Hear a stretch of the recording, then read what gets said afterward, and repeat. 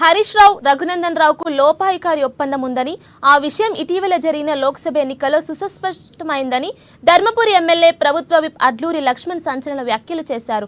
Assembly ఎన్నికల్లో 2వ స్థానంలో ఉన్న బీఆర్ఎస్ పార్లమెంట్ ఎన్నికల్లో 3వ స్థానానికి దిగజారిందని గుర్తు చేశారు.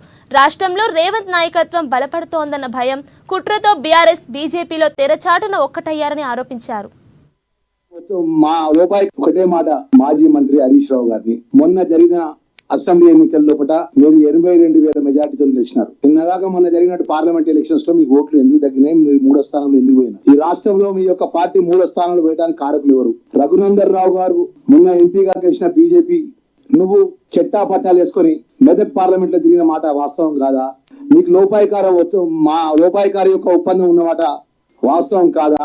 ఈ రోజు మీ మామ కేసీఆర్ గాని, మీ బావమర్ది కేటీఆర్ గాని, టీఆర్ఎస్ పార్టీ నాయకత్వంలో మాజీ మంత్రులుగా పనిచేసిన వాళ్ళు గాని, ఉద్యమంలో బీఆర్ఎస్ పార్టీ నాయకులుగా పనిచేసిన వాళ్ళు ఎందుకు వచ్చి బయటకు వచ్చి మాట్లాడతలేరు? పార్లమెంట్ ఎన్నికల లోపల ఎవరి పార్లమెంట్ నియోజకవర్గం లోపల వారు 3వ స్థానం వేయడానికి ఎందుకు కారణమైంది? దానివల్ల ఏ కారణం వల్ల 3వ స్థానంలో టీఆర్ఎస్ పార్టీ పోయిందనే విషయం ఎప్పుడైనా ఒక్క నాయకుడు అని వచ్చి మాట్లాడినాడా? ఇలా హరీష్ రావు ఎందుకు మాట్లాడుతుందంటే, ఇదంతా టీఆర్ఎస్ పార్టీ, బీఆర్ఎస్ పార్టీ మొత్తం కనుమరుగు అయిపోతుంది.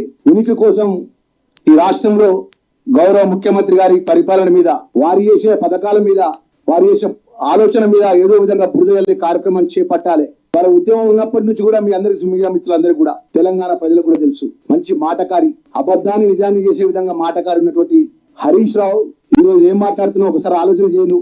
కాంగ్రెస్ పార్టీ చెప్పిన గ్యారంటీ పథకాలు ఏమైంది? కాంగ్రెస్ పార్టీ నోటిఫికేషన్ లోపల ఉన్నటువంటి అవకతవకల విషయం లోపల మాట్లాడుతున్నావు కదా. 10 సంవత్సరాల అధికారంలో ఉన్నావు. ఏ రోజన్నా ఒక్కరోజు ఈ తెలంగాణ ప్రాంతంలో చదువుకున్నటువంటి అత్యధిక పేద పిల్లలకు, ప్రభుత్వ పాఠశాలలో చదువుకుంటే పిల్లలకు ఒకటే రోజు అమ్మ ఆదర్శ పాఠశాల జయశంకర్ బడిబాట కార్యక్రమంలో 62,000 మంది పిల్లలకు రాష్ట్ర ముఖ్యమంత్రి గారి నేతృత్వంలో యూనిఫామ్స్ ఇచ్చి, పేద పిల్లలకు టెక్స్ట్ బుక్స్ ఇచ్చి, నోట్ బుక్స్ ఇచ్చి, పిల్లలకు నాణ్యతమైన